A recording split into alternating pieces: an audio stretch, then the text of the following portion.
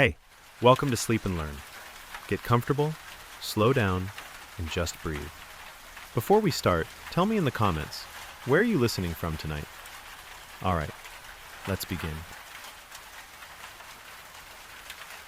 Settle in, dear listener. Let your shoulders drop. Let your jaw soften. Tonight, you don't have to scroll. You don't have to chase the world.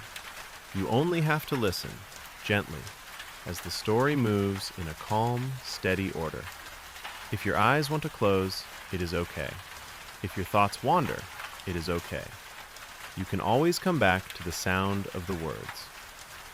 In this first part, you will hear about Donald John Trump's early years, his family, school, and the first steps toward the life that later became so public. Donald Trump was born on June 14, 1946, in Queens, New York, the fourth of 5 children of Frederick Christ Trump and Mary Ann MacLeod Trump. Mary Ann was born on the Isle of Lewis in Scotland and emigrated to the United States as a young woman. Fred Trump, born in New York City, built a real estate business that focused on housing, especially in Brooklyn and Queens. The family lived in Jamaica Estates, a neighborhood of tree-lined streets and larger homes, a place that suggested stability and social. His siblings were Mary Ann, Fred Jr., Elizabeth, and Robert. In later years, the family story included both pride and strain. Fred Jr., for example, struggled with alcohol and died in 1981, a loss that Trump has sometimes described as an early, personal warning about addiction. But in the childhood years, the household was mostly about momentum, school, sports, achievement, and a clear message that you should be tough enough to win.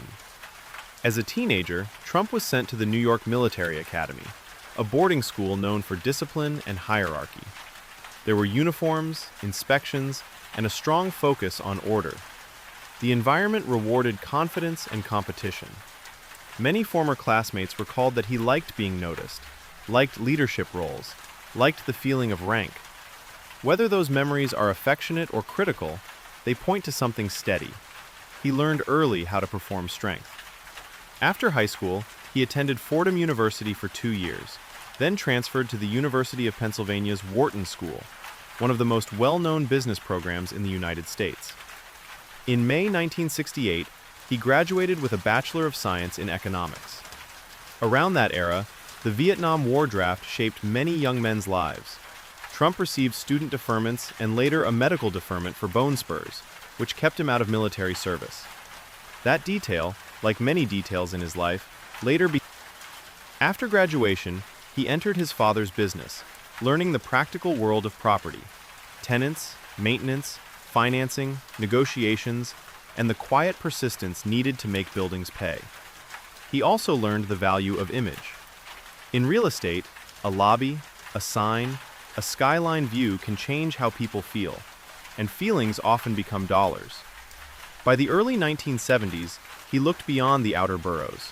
Manhattan, with its tall buildings and loud headlines, called to him. He was drawn to places where a name could become a statement. He began traveling into the city more often, studying neighborhoods, noticing which projects looked tired, which blocks felt ready for change. In 1971, he took a leading role in the company and began using the Trump name more prominently. He started to push for bigger deals and to cultivate relationships with banks, lawyers, and city officials. He wanted scale. He wanted attention. He wanted the kind of projects people would point at. So the first chapter ends with a young man stepping toward a larger stage, carrying the confidence of a disciplined school, the credentials of Wharton, and the ambition of someone who believes his name should be seen in bright letters. Now take one slow breath in and out. You are safe. You are warm. And you can let the next part arrive like a gentle page turning in the dark. Before the big towers and television cameras, there were also early controversies. In 1973, the Department of Justice sued Fred and Donald Trump's company over alleged discrimination in rental housing. The case ended the next year with a settlement and no admission of wrongdoing, but it showed how quickly business, law, and publicity could overlap. It was an early taste of something that would repeat, conflict becoming part of the story. And even here, you can stay calm, simply listening, like distant thunder you do not need to chase. Let your eyelids grow heavier if they want to. Soft now. Part 2. Welcome back, gentle listener. If your body has gotten heavier in the blanket, that's perfect. In this part, you'll hear how Donald Trump moved from a family real estate business into the bright, competitive arena of Manhattan, and how the Trump name began to appear as a public brand. In the mid-1970s, New York City was struggling financially.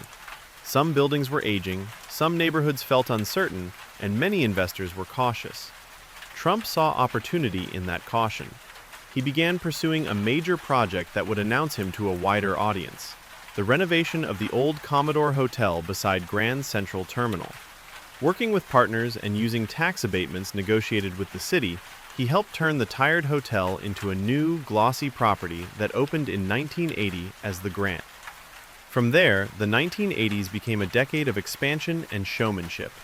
Trump Tower on Fifth Avenue opened in 1983 with a high, glassy exterior and a lobby designed to feel luxurious and unforgettable.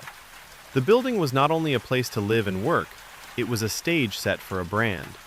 He marketed apartments, sold the lifestyle, and used media attention as free advertising. During these years, he also bought and rebranded properties that carried cultural weight. He purchased the Plaza Hotel in 1988, adding another famous address to his portfolio. He explored casinos in Atlantic City, building large projects like Trump Plaza, Trump Castle, and the Taj Mahal.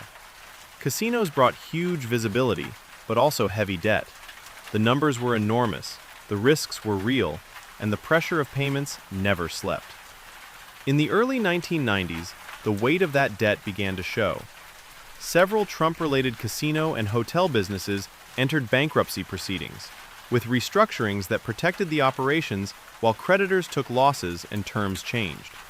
It was not a total collapse, but it was a clear turning point. The public image stayed bold, yet behind the scenes there were negotiations, lawyers, bankers, and a constant search for breathing room. In these same years, Trump's name started appearing on more than buildings. It appeared on products, licensing deals, and headlines. His personal life was also public. His first marriage to Ivana ended in divorce in 1992, and tabloids followed the story closely. He later married Marla Maples, had a daughter, Tiffany, and eventually divorced again. In 2005, he married Melania Knaus, and their son Barron was born in 2006. Love, family, change, and reinvention all unfolded while cameras watched. And now, as you listen, you can let these decades feel like slow drifting images. A skyline at dusk, lobby lights glowing, elevators rising, city sounds far away. Breathe in and out. You're doing great. The next part will bring the television era, when the brand became a character millions invited into their homes. Trump learned to use narrative. In 1987, he published The Art of the Deal, a business book written with journalist Tony Schwartz, presented as a guide to negotiating and thinking big. The book became a bestseller and helped reinforce the image of Trump as a decisive dealmaker. Around the same time, he placed full-page newspaper ads about U.S. foreign policy and trade, signaling that his ambitions were not limited to property. He experimented with other arenas. He bought the New Jersey Generals in the USFL, stepping into professional sports ownership. He launched Trump Shuttle, an airline venture that later struggled. He acquired Mar-a-Lago in Palm Beach, turning it into a highly visible symbol of wealth and exclusivity. Each move, successful or not, kept the name in circulation. Through the 1990s, after the sharp financial stress, he shifted strategy. He sold some assets, renegotiated loans, and leaned more on licensing. Instead of owning every building, he could rent out the power of the name, letting other developers pay to put Trump on their projects. It was, in a sense, a quieter kind of expansion. Fewer bricks and mortar risks, more brand. All the while, he cultivated a public persona that was simple to recognize. Confident, competitive, unapologetic. He gave interviews that sounded certain, even when the details were complicated. And for many people, certainty is soothing, even when it is loud. If your mind drifts, let it. The story keeps a gentle pace, like city lights. Soft now. Now, Part 3. Welcome, cozy listener. If you are getting sleepy, that is a good sign. In this part, you will hear how Donald Trump's brand entered living rooms through television, how his public character sharpened, and how fame became a kind of fuel that later made politics feel possible. By the early 2000s, Trump was already famous. But fame can fade unless it is refreshed. Television refreshed it. In January 2004, NBC premiered The Apprentice, a reality competition show built around business tasks and elimination. Trump sat at the center, judging contestants, delivering the phrase, "You're fired." The show quickly became a major hit, and for many viewers, Trump was no longer mainly a real estate developer. He was a TV boss, a character with authority, wealth, and decisive language. Week after week, that image repeated. The boardroom, the dramatic pauses, the crisp suits, the sense that success was about confidence and dominance. In a quiet way, The Apprentice trained millions of people to recognize Trump's voice and mannerisms, and to associate his name with a simple message: he is the man who decides who wins. At the same time, Trump expanded his licensing business. His name appeared on towers developed by others, on golf courses, hotels, and various products. Licensing was a different kind of empire, one built from reputation rather than concrete. If the brand stayed strong, it could travel anywhere. Trump also became a constant figure in tabloids and entertainment news. He made cameo appearances in films and television, attended major events, and used interviews to stay in the conversation. This public style favored blunt statements, quick judgments, and catchy phrases. It was less like a policy speech and more like performance. In 2011, he stepped into a political controversy that kept him in the headlines. He publicly questioned whether President Barack Obama had been born in the United States, a claim Obama repeatedly rejected and later addressed by releasing a long-form birth certificate. The episode showed how Trump could use controversy to seize attention, and how attention could be transformed into influence. Through these years, his social media presence became more central. Short messages, sharp lines, instant reactions. The modern information world rewarded this style. It moved faster than traditional press conferences, and it allowed him to speak directly to supporters and critics without filters. So, as you rest, imagine this era like a quiet montage. Studio lights, camera lenses, applause, headlines flickering, and a name on screen that never fully disappears. Let your breathing slow. You are safe. You are comfortable. And in the next part, the story crosses into the most unlikely chapter of all, the campaign that turned a celebrity into a president. There were business ups and downs behind the TV glow. Some earlier casino ventures had already been restructured, and the brand shifted toward golf, hospitality, and high-end properties. Trump became involved in beauty pageants, which further linked his name to entertainment and spectacle. He wrote and promoted additional books, speaking in the same confident tone: think bigger, be tougher, win. The Apprentice franchise also evolved. Celebrity Apprentice arrived, bringing actors, athletes, and public figures into the same boardroom theater. Each season repeated the ritual: tasks, conflict, judgment, and a final decision. Over time, Trump's identity blended into one consistent package: businessman, television host, celebrity, and commentator. He was interviewed often, asked about the economy, asked about politics, asked about what he would do. The questions themselves were a bridge. They made the idea of Trump as a political decision-maker feel less strange. By the middle of the 2000s, the United States was restless. Many people were frustrated with traditional politics, suspicious of institutions, and hungry for someone who sounded different. Trump's style, already shaped by TV, fit that hunger. He spoke in simple contrasts and confident promises, and he understood how to dominate a news cycle. On June 16, 2015, he announced he was running for president. The announcement felt like a moment when two worlds merged: entertainment and politics. A familiar character stepped onto the biggest stage. Now, let your eyes rest. Let your hands feel heavy. You do not have to analyze anything tonight. You can just listen and drift as the next chapter begins. Part 4. Welcome again. If your breathing is slow, keep it slow. In this part, you will hear the path from announcement to election, the years inside the White House, and the moment he left office in January 2021. We will move in order, gently, without arguing, like a calm timeline read by lamplight. After announcing his run in June 2015, Trump entered a crowded Republican primary. His rallies drew attention, his statements were widely shared, and his style broke with the polished language of many politicians. He won the nomination in 2016 and faced Democrat Hillary Clinton in the general election. On November 8, 2016, he won the Electoral College and became the president-elect, surprising many analysts and reshaping American politics. He took office on January 20, 2017, as the 45th President of the United States. The presidency quickly became intense and constant. His administration pursued major policy changes, including tax legislation in 2017, shifts in regulation, immigration actions, and a strong emphasis on appointing judges, including 3 Supreme Court justices. Foreign policy also brought defining moments: meetings with North Korea's Kim Jong-un, trade conflict with China, a focus on border security, and repeated debates about alliances and global roles.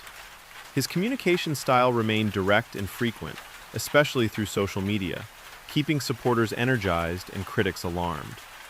In 2019, he was impeached by the House of Representatives over issues related to Ukraine. The Senate later acquitted him. The story continued, and then the world changed shape in 2020 as the COVID-19 pandemic spread. The pandemic touched everything: daily life, the economy, public health, and political tension. Trump's handling of the crisis was praised by some, criticized by others, and argued about endlessly. In the 2020 election, Trump ran against Joe Biden. Biden won, and Trump disputed the result, making claims of fraud that were rejected by courts and election officials. The period after the election grew increasingly heated, culminating in the January 6, 2021 attack on the U.S. Capitol, after which Trump was impeached a second time. The Senate again acquitted him. On January 20, 2021, Trump left the White House. For many presidents, that is where the story softens. For him, it did not soften. But we will save that for the next part. For now, let your eyelids rest. Let your mind loosen its grip on the day. You are safe, you are warm, and you can drift as the timeline becomes quiet again. During the 2016 campaign, his central slogan, "Make America Great Again," acted like a simple anchor people could hold. He spoke often about immigration, trade, and jobs, presenting himself as an outsider who would fight established systems. The campaign included controversies, sharp media battles, and constant attention, yet the momentum carried him through. Once in office, the rhythm of his presidency often felt like a series of fast-moving scenes. Executive orders in the early days, including a travel-related order that faced court challenges. A push for a border wall, with arguments over funding. A large tax cut package passed in December 2017. Regulatory rollbacks that supporters called pro-growth and critics called harmful. Major court appointments, including Neil Gorsuch, Brett Kavanaugh, and Amy Coney Barrett. In foreign affairs, he met Russian President Vladimir Putin amid ongoing controversy over Russian interference in the 2016 election, and his administration faced long investigation led by special counsel Robert Mueller. He withdrew the United States from the Paris Climate Agreement and from the Iran nuclear deal, moved the U.S. Embassy in Israel to Jerusalem, and helped broker agreements between Israel and several Arab states known as the Abraham Accords. He also renegotiated NAFTA into the USMCA trade. Before the pandemic, the U.S. economy showed strong growth and low unemployment by some measures, which Trump often highlighted. Then COVID-19 arrived, bringing lockdowns, fear, and loss. The administration launched initiatives to speed vaccine development, while debates raged over masks, restrictions, and messaging. And through it all, Trump remained Trump. Constant communication, rallies, conflict, and a refusal to fade into the background. Now, take a slow breath in and out. You can let the facts float past like soft snow. You don't have to hold them. you can simply rest. Rest now, dear listener. Okay, part 5. Welcome to the final part, and let it be the gentlest one. If you are already half asleep, that is perfect. Tonight we finish the timeline from 2021 into the present day, softly, in order, without sharp edges. After leaving the White House in January 2021, Trump returned to Florida and to Mar-a-Lago, but he did not step out of politics. He remained the most influential figure in the Republican Party, endorsing candidates, holding rallies, and shaping the party's direction. Many supporters treated him as the true center of the movement, not a former leader, but an active one. At the same time, legal pressure grew around him. Investigations and cases unfolded in state and federal courts, and the headlines became constant.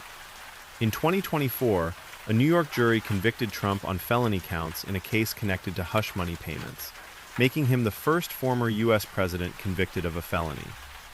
After he won the 2024 election, he was sentenced in January 2025 to an unconditional discharge in that New York case, meaning no jail, no probation. But the conviction remained while appeals could. The 2024 campaign was intense and historic. Trump secured the Republican nomination and faced President Joe Biden in a rematch shaped by anger, fatigue, and deep division. On July 13, 2024, at a rally in Butler, Pennsylvania, Trump was shot and wounded in an assassination attempt. He survived, appeared soon after with a bandaged ear, and the image became another powerful moment in the story. In November 2024, Trump won the presidential election. On January 20, 2025, he took office again, returning as President of the United States. Soon after that, the 2 federal criminal cases that had been pending were dismissed, changing the legal landscape around him. In office again, the news cycle resumed its familiar rhythm: executive decisions, staffing changes, speeches, and strong reactions. In early 2026, reporting described a sharp uptick in pardons or sentence reductions for white-collar crimes, showing how the presidency can reach into many lives with a signature. And somewhere beneath all this public movement, there is still an ordinary human rhythm: mornings, meals, meetings, phone calls, quiet rooms, long drives, short moments of rest. Even the loudest public life still contains silence in between. So let the story end softly. You do not need to predict what happens next. The future can wait outside the door. Breathe in and out. Your bed is here. Your night is here. And you can drift away, knowing you listened and knowing you are safe. Between 2021 and the 2024 election, Trump's presence was steady. He held events that looked like campaign rallies even before the official campaign. He used endorsements to reward loyalty and punish dissent, and he watched closely as candidates he supported rose or fell. He also built a public narrative that the system was against him, a message that many supporters accepted as truth and many opponents rejected completely. In 2023 and 2024, the legal calendar became crowded. There were federal indictments connected to classified documents and to efforts to overturn the 2020 election, and a state prosecution in Georgia, along with other investigations and civil litigation. The details were complex, but the pattern was simple. Politics and law were intertwined, and the cameras were always nearby. After the 2024 election victory, federal prosecutors moved to dismiss the 2 federal criminal cases. The New York criminal case, already decided by a jury, moved into the sentencing phase, and on January 10, 2025, the judge imposed an unconditional discharge. Trump appealed, and the case continued through the appellate process. There were also civil cases. In New York, the state attorney general brought a civil fraud case against Trump and related entities. Courts found liability for fraud, and later appeals shaped the size of financial penalties. Civil cases move more slowly than a headline, like water under a bridge. Now, in 2026, Trump is again the sitting president. New disputes, new decisions, new arguments. Some stories continue from the past, some begin fresh. And yet, for you, here in the dark, none of it has to be loud. You can let the public world stay far away, like a city skyline at midnight. You can keep only the calm sound of this voice and allow sleep to arrive, gently, when it is ready. If your thoughts race, let them slow, one breath at a time, right here. Slowly, no rush.